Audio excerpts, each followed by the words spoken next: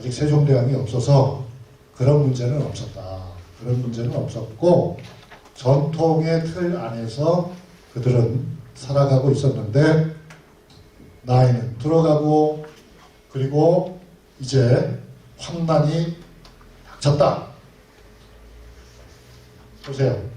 이 책은 우리에게 참 좋은 정보원입니다. 정보를 다 주니까요. 뭐라고 쓰고 있습니까? 나도 아프고 아내도 아프다고. 늙어서 아픈 거예요. 쭈그러진 이 운수 과연 끝날 날은 있을까 몰라. 없죠. 있다면 그것은 죽음이겠죠. 그래서 신세 한탄을 하고 있습니다.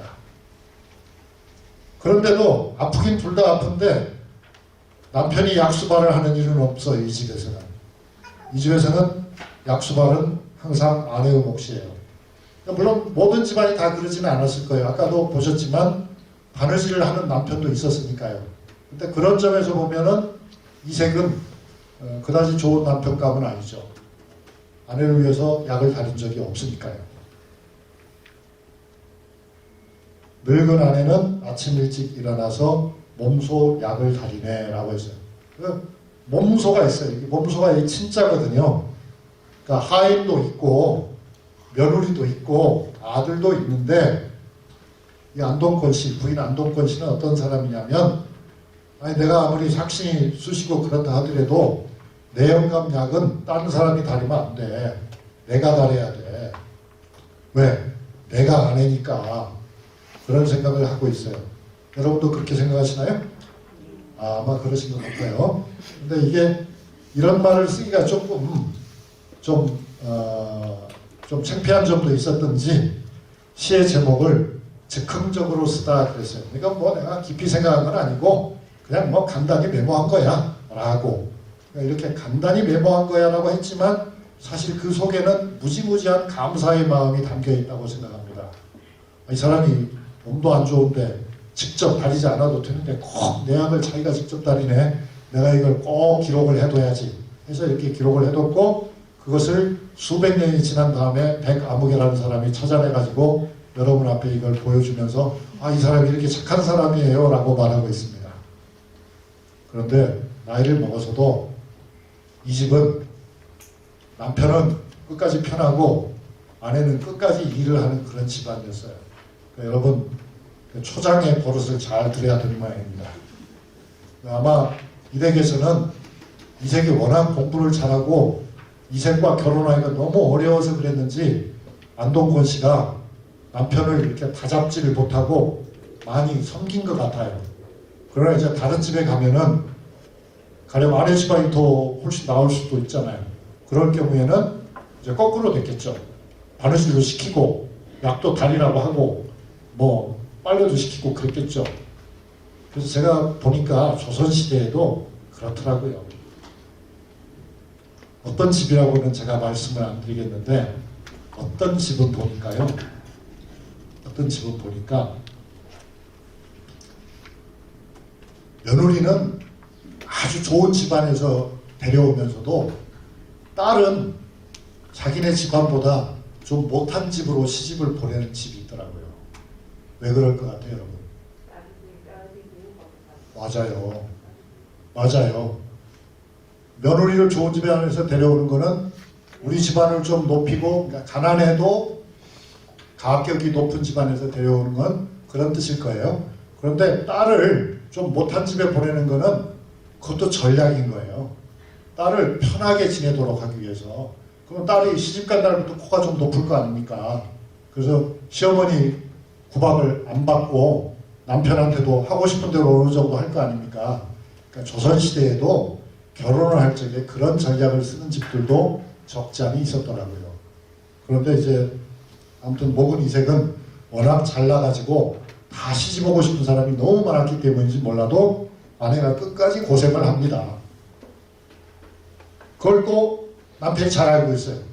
뭐라고 하냐면 늙은 아내 일찍 일어나 앉아 먼 구름 바라보며 오늘 날씨를 점치네. 그러니까 아마 그때도 구름을 보고서 구름 모양을 보고서 아마 날씨가 오늘 맑겠다, 오늘 비가 오겠다 그랬겠죠. 뭐 당연하죠. 새털구름 같은 것이 높이 떠 있으면 그건 맑을 테고요. 먹구름이 낮게 드리워 있으면 비가 올 거 아닙니까? 그런 식으로 아마 일기점을 보고 있었던가 봐요. 그런데 병든 이 몸이야 해 뜰 무렵까지 그대로 누워 있었네. 게으른 남편입니다. 그 다음에 더한 것도 있어요. 찾아보니까 뭐라고 되어 있냐면 늙은 아내는 나를 주무르르라 하마터면 팔 빠질 뻔하였나라고 되어 있어요. 그러니까 아내가 아이고 뭐 그러니까 이 이색이 좀 엄살을 부리는 체질이었던 것 같아요. 좀 도련님 체질이었던 것이 분명해요. 그래서 아이 뭐 여기도 쑤셔 여기도 결려 뭐 일어나지 못해도 꼼짝 아이 당신이 주무르니까 정말 시원하네. 다른 놈들은 왜 이렇게 못 주무는지 몰라 뭐 이렇게 하면서 아내를 계속 시켜먹은 거예요. 그러니까 아내가 1시간 넘게 마사지를 하다가 아유 이제 팔 빠질 것 같아라고 아마 얘기를 했던가 봐요.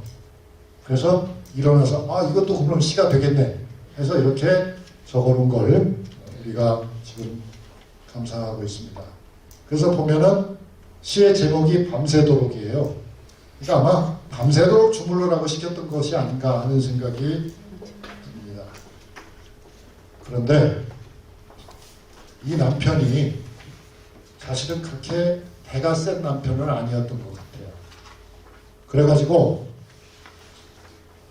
언젠가는 그러니까 고려 왕씨가 왕실이잖아요. 왕실의 외척인 사람이 이 이색의 땅을 뺐더라고요. 그러니까 참 저는 이거 보고 깜짝 놀랐어요.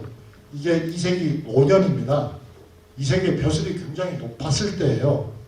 벼슬이 높았어도 별로 실권이 없었던지 윤척한테 땅을 뺏기더라고요. 땅을 뺏겨요. 땅을 뺏기니까 이건 사실 바로 뭐냐면 소유권이 지금처럼 법으로 이렇게 확실하게 보장이 되지는 않았던 것 같아요. 모르죠. 지금이라도 아주 센 사람이 와서 내놓으라고 그러면 제가 살고 있는 아파트도 내놔야 되나? 그건 아닐 것 같은데 아무튼 그렇습니다. 그런데 이제 그래가지고 꼼짝을 못하고 있으니까 뭐라고 하냐면 아내는 이루 다 말할 수 없는 내 생각을 알지 못하네. 나도 속사정이 있다 그 말이죠. 나를 꾸짖고 나무라더니 문을 꽝 닫고 나타나지도 않네라고 적었어요. 그러니까 대책 없는 이 영감택이야 하면서 한바탕 욕을 잔뜩 하고 문을 꽝 닫고 가가지고서 한나절에 아마 나타나지도 않았던 모양입니다. 약한 남편. 그래서 시의 제목을 보면 뭐라고 되어 있냐면 이 이천은 강원도 이천이에요. 강원도 이천의 밭을 빼앗으려는 사람이 있었다라고. 실제로는 빼앗긴 거였어요. 그래서 그 이천에 있는 밭을 뺏기고 나서 자기는 어쩔 줄 몰라 하고 아내는 자기에게 화를 내고 문제는 해결이 안 되고 한 그런 복잡한 심경을 시로 적었습니다. 나라가 망하고 망할 지경이 된 거죠. 그래서 완전히 나라가 망했어요. 조선이라고 하는 나라가 새로 등장해가지고 이색은 함창으로 유배를 갑니다. 2번씩이나 유배를 갔습니다. 그러다가 이제 유배가 풀려서 왔을 적에도 뭐라고 쓰고 있냐면 그동안에도 소식은 가끔 들었네. 누구 소식이냐면 아내 소식입니다. 이제 아내를 다시 보게 되어 얼마나 다행인지 몰라 라고 합니다. 그러니까 이제 아내 보고 싶었던 마음을 고백한 거죠. 그리고 또 이렇게 얘기하기도 합니다.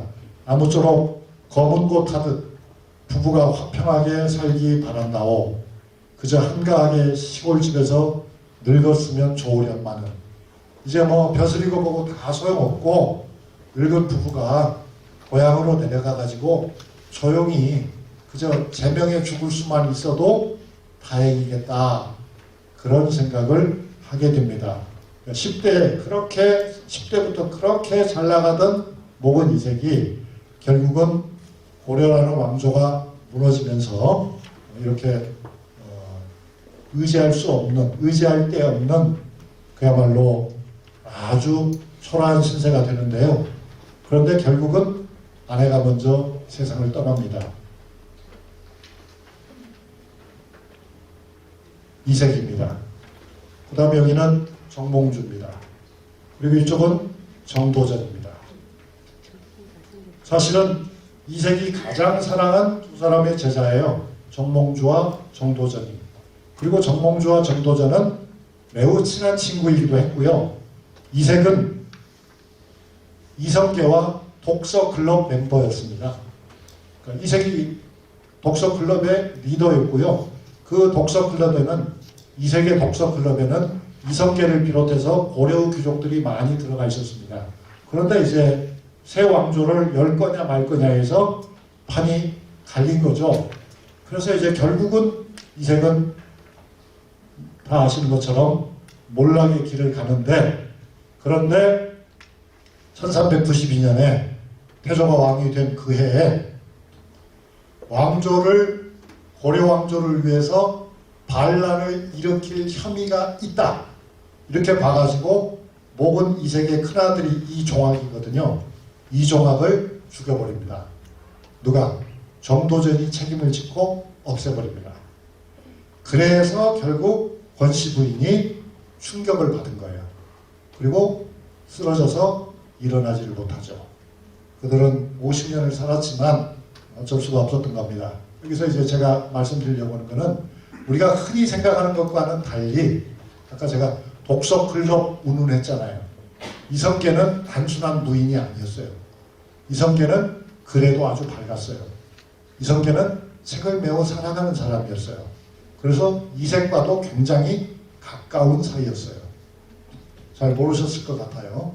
그래서 나중에 정조가, 이성계 후손이잖아요. 정조가 자기 할아버지를 위해서 이 독서당 구기해서 이성계가 고향에서 독서당을 만들어 놓고 책을 읽던 곳에 비석을 세우기도 했죠. 어쨌든 막판은 아주 최악의 상황이 돼가지고 아내에게는 화장품도 사줄 수가 없게 되었다. 아내는 수입산 화장품을 더 이상 필요로 하지 않는다 하는 그런 시도 썼었죠. 그러다가 이제 아내가 죽고 난 다음에는 자신의 처참한 심경을 친구에게 이렇게 말합니다. 그러니까 조정에 나오라는 권고를 받았을 적에 젊은 시절에는 어쩌고 저쩌고, 이제는 너무 늙었습니다. 요즘은 날씨도 흐리고 집도 엉망입니다 라고 하고요. 손님도 사전에요. 뭐라고 얘기하냐면 나만 홀로 늙어서 이렇게 앉아있고 음식 대접을 할 아내도 없습니다. 손님을 상대로 어떻게 술잔을 들 수 있을지 모르겠습니다. 그러니 오지 마십시오. 이렇게 얘기하죠. 이런 이색은 과연 오래 살 수 있었을까요? 아니겠죠. 그죠? 그래서 겉으로는 이성계가 이색을 불러들여서 조정해서 벼슬도 주고 화해를 하는 제스처를 취했지만 결국 이색은 더위를 핑계대면서 여주로 물려나는데 여기서 갑자기 죽어버립니다. 그게 태조 5년인데요. 실록에 보면은 병으로 죽었다고 되어 있습니다. 그런데 후대의 다른 기록들에 따르면은 병으로 죽기는 뭘 병으로 죽어, 살해된 거지 라고 말하고 있습니다. 그런데 이제 태조 이성계는 이색이 일단 죽자 얼굴을 싹 바꿔가지고 유족을 불러서 위로를 하고 또 문정공이라는 시호도 이색에게 내려줍니다. 과거의 친구였죠. 그러니까 이성계라고 하는 사람은 제가 보기에는 그도 역시 마음이 따뜻한 사람이었을 것입니다.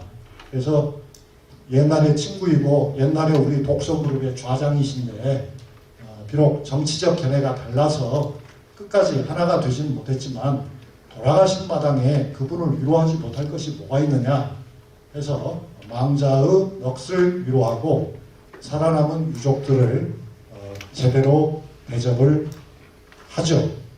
이렇게 해서 결국은 지나가는 건데요. 어쨌든 이제 뒤에는 좀 쓸쓸하게 됐지만 우리가 돌이켜서 생각을 해보면 이분들은 고려 최고 귀족이었지만 소박하고 진실되고 아름다운 그런 삶을 추구했고 서로 어려운 입장에 처했을 때조차도 다정하고 따스한 인간의 품위를 잃지않은 그런 분들이 아니었나. 그래서 저는 끝이 비극적이긴 했지만 그래도 이만하면 우리로서는 부러워할 만한 아름다운 삶이 아니었나 그렇게 생각을 해봅니다.